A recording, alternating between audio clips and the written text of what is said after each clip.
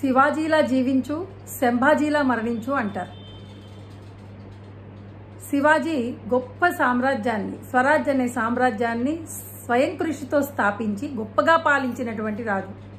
అందుకని ఆయనలా జీవించమంటారు. సంభాజీ ఎవరు? ఆయన పెద్ద కుమారుడు.